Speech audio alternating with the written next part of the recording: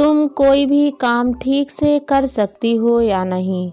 सब्जी में नमक कम है, दूध में चीनी ज़्यादा है और रोटियां तो ऐसी लग रही है जैसे 2 दिन पहले ही बनी हो।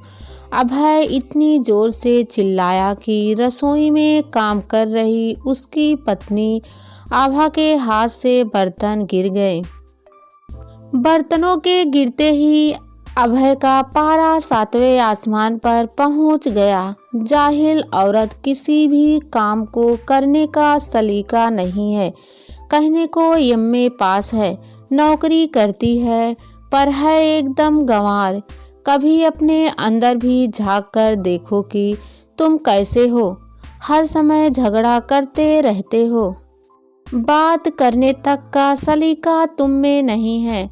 माना मैं बुरी हूँ, पर अपने 10 साल पुराने दोस्त विक्रम से किस तरह रूठे हुए हो यह सोचा है कभी?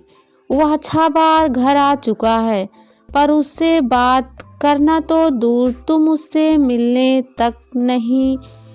ऐसा नहीं निभाए जाते रिश्ते, उनके लिए त्याग करना ही पड़ता है। आभा ऑफिस जाने के लिए तैयार होते हुए बोली। उनकी शादी को 2 साल हो गए थे, पर एक भी दिन ऐसा नहीं गया था जब अभय ने झगड़ा ना किया हो। मुझसे ज़्यादा बकवास करने की ज़रूरत नहीं है। मुझे किसी की परवाह नहीं है। तुम अपने आप को समझती क्या हो? यह भाषण देना बंद करो। मैं भाषण नहीं दे रही हूँ।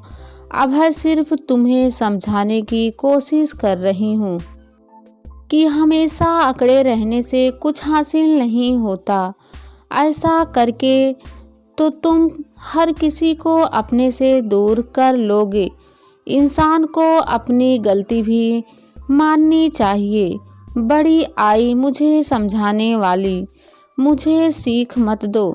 मैं कभी कोई गलती नहीं करता, और अगर तुम्हें इतनी ही दिक्कत हो रही है तो तुम भी जा सकती हो। मुझे किसी की परवाह नहीं। बड़बड़ाते हुए वह घर से बाहर निकल गया। आभा सकते में आ गई। क्या कह गया था अभय? वह 2 वर्षों से उसे बर्दाश्त तो कर रही थी, क्योंकि उसे उम्मीद थी कि अभय के स्वभाव में कभी तो बदलाव आएगा और वह रिश्तों की कद्र करना सीख जाएगा। लेकिन अभय था कि हर किसी से लड़ाई करने को तैयार रहता था। कोई भी बात अगर उसके मन की नहीं होती थी तो वह भड़क उठता था। लेकिन आज तो हद ही हो गई थी। आखिर वह कहना क्या चाहता था? आभा कुछ देर तक खड़ी सोचती रही और फिर उसने निर्णय करने में पल भर की भी देर नहीं की। अभय ऑफिस से फिल्म देखने चला गया। फिर रात को देर से घर लौटा तो घर उस समय अंधेरे में डूबा हुआ था। यह देख उसे झंझलाहट हुई। पता नहीं क्या समझती है अपने आप को। मेरे आने से पहले ही सो गई। कम से कम बालकनी की ही लाइट जलाकर छोड़ देती। अपनी आदत के अनुसार अभय बड़बड़ाया। फिर काफ़ी देर तक कॉल बेल बजाने के बाद भी जब दरवाज़ा नहीं खुला तो उसने डुप्लीकेट चाबी से दरवाज़ा खोला। आभा घर पर नहीं थी। हर तरफ एक सन्नाटा बिखरा हुआ था। ऐसा पहली बार हुआ था कि आभा उसके आने के समय घर पर ना हो। तो क्या आभा सचमुच घर छोड़कर चली गई? पल भर को उसे अजीब लगा, लेकिन फिर वह सामान्य हो गया। जाती है तो जाए, मैं उसके नखरे तो उठाने से रहा। अपने आप 1 से 2 दिन में वापस आ जाएगी, वह बड़बड़ाया और उस रात भूखा ही सो गया। दिन, हफ्ते और फिर महीने बीतते गए, पर आभा नहीं लौटी। ना ही अभय ने उसे बुलाने की कोशिश की। इसी बीच उसने विक्रम को कई बार फ़ोन किया पर उसने बिना बात किए ही फ़ोन काट दिया। ऑफिस के अपने एक सहयोगी से जब उसने विक्रम के व्यवहार के बारे में जिक्र किया तो वह मुस्कुराया और अपनी सीट पर जाकर बैठ गया। जब दूसरे सहयोगी ने उसके मुस्कुराने का कारण पूछा तो वह बोला, हमारे अभय को यह नहीं पता कि अपने जीवन से दोस्त को तो एक बारंगी हटाना आसान है, पर अगर पत्नी ही चली जाए तो फिर दोस्त ही क्या, किसी भी रिश्ते को संभाल कर रखना मुश्किल हो जाता है। अब देखना हर कोई इससे मुंह मोड़ लेगा। आभा के जाने के बाद शुरू में तो अभय को अपनी आज़ादी बहुत अच्छी लगी। जब दिल करता घर आता, होटल में खाना खाता और सुबह देर तक सोता, लेकिन धीरे धीरे उसे घुटन सी होने लगी। रात को अंधेरे और सन्नाटे में डूबे घर में लौटना, खुद कच्चा पक्का बनाना और अकेले बैठे टीवी देखते रहना। अब आभा तो थी नहीं जिस पर वह अपनी झुंझलाहट उतारता। कभी उसके देर से आने पर तो कभी घर ठीक से साफ ना करने पर, काम वाली मालकिन के जाने के बाद अकेले साहब के लिए काम करने से कतरा रही थी। उसने एक दिन यह कहकर काम छोड़ दिया कि घर में कोई औरत नहीं है, इसलिए मेरे मर्द ने यहाँ काम करने से मना कर दिया है। क्या करता है अभय? उसने एक लड़का और नौकर रखा जो सारा दिन घर पर रहता था, लेकिन वह जितना सामान लाता था वह कम पड़ने लगा। आज यह नहीं है, वह नहीं है कहकर वह अभय की जान खाए रहता। उसके पड़ोसी उसे 1 से 2 बार चेतावनी भी दे चुके थे कि तुम्हारा नौकर दिन में अपने जान पहचान वालों को यहाँ बैठाए रखता है। पर अभय को लगा था कि उस पड़ोसी को उसके नौकर रखने से शायद जलन हो रही है। एक दिन तबीयत खराब होने की वजह से अचानक अभय घर आया तो देखा कि उसके बेडरूम में नौकर एक लड़की के साथ है। यह देखते ही वह क्रोध से भड़क उठा और उसने नौकर को घर से बाहर निकाल दिया।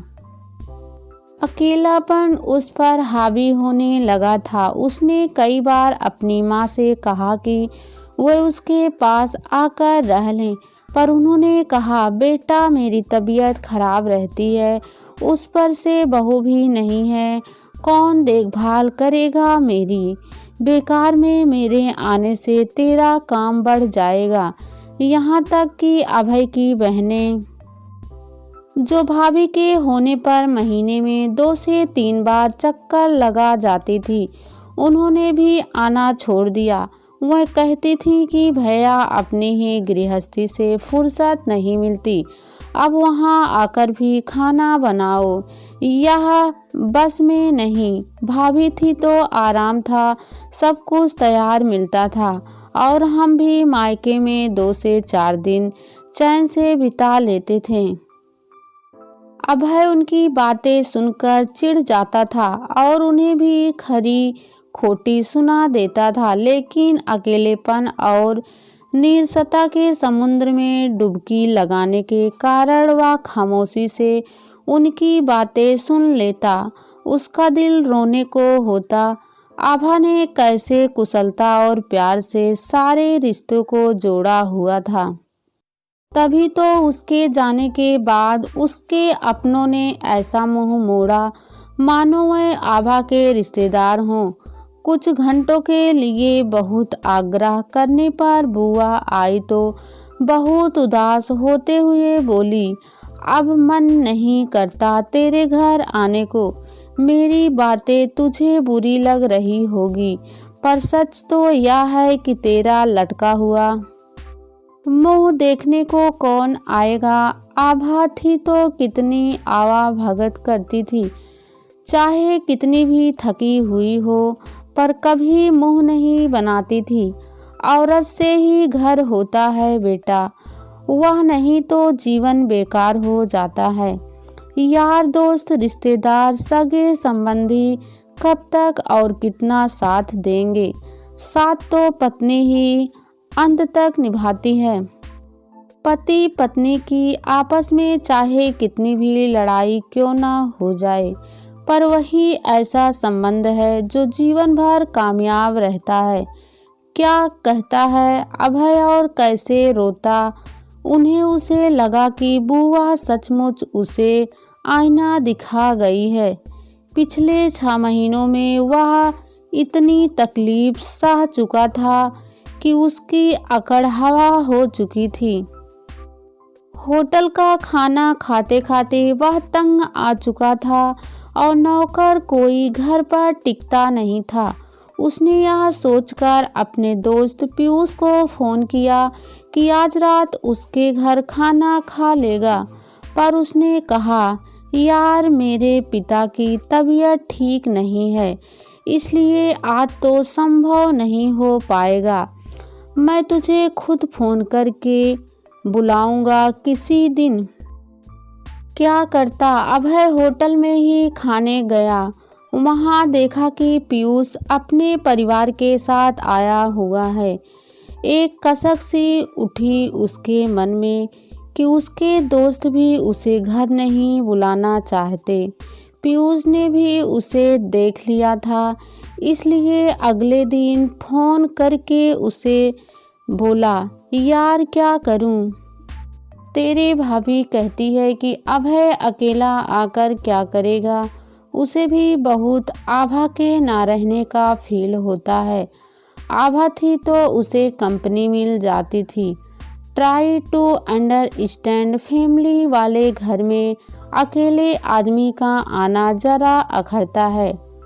आई होप टू माइंड नहीं करेगा। अब वह पहले वाला अभय तो रहा नहीं था। बुरा मानता, अकेलापन, दिन रात का तनाव और ठीक से खाना ना मिल पाने के कारण उसकी सेहत लगातार गिरती जा रही थी। आए दिन उसे बुखार हो जाता।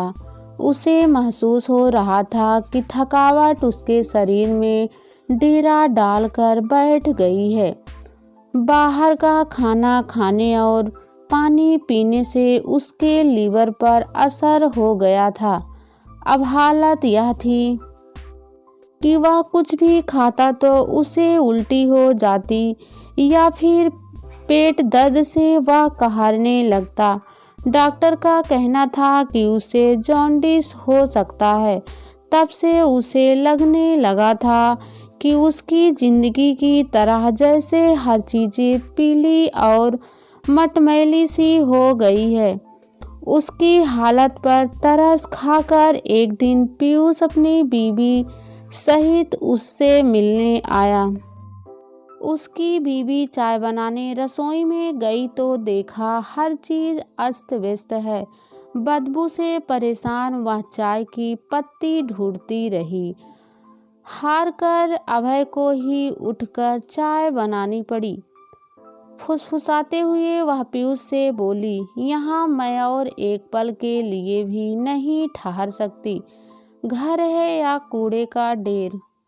अभय ने सुना तो मन ममोस कर निढाल होकर पलंग पर लेट गया। किससे शिकायत करता, गलती तो उसकी ही थी।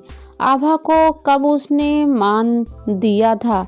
हर समय उसे दुत्कारता ही तो रहता था। उसके जाने के बाद हर किसी ने उससे मुंह मोड़ लिया था। आखिर क्यों कोई उसे बर्दाश्त करे।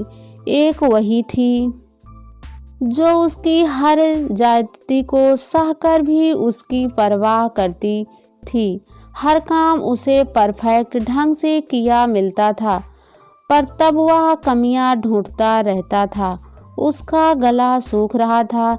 जैसे तैसे उठा तो सामने लगे शीशे पर उसकी नज़र गई। आंखें अंदर धंस गई थी, दाढ़ी बढ़ गई थी और दुबला शरीर से निकली हड्डियां जैसे उसकी बेबसी का उपहास उड़ा रही थी। पसीने से नहा उठा वह सारी खिड़कियां खोल दी और पानी पीने के लिए फ्रिज खोला। खाली फ्रिज उसका मुंह चिढ़ा रहा था। उसकी रोशनी को देख डर से उसने आंखें बंद कर ली। उसे याद आया आज सुबह उसने पीने का पानी भरा ही नहीं था। कांटे उसके गले में चुभने लगे और वह उस चुभन के साथ रसोई में खड़ा पीली हो गई। दीवारों को देखने लगा। यह पीलापन उसे धीरे धीरे अपने शरीर और मन पर हावी होता महसूस हुआ। उसे लगा उसकी बोझिल पलकों पर मानो पीली दीवारें कतरा कतरा उतर रही थी।